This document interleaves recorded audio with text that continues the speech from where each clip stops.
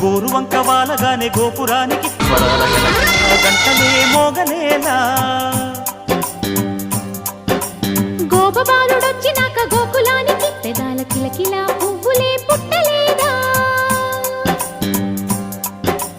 బాలకృష్ణుడొచ్చినప్పుడే వయ్యారి నందనాలు నాట్యమాడగా వారసుణ్ణి చూసినప్పుడే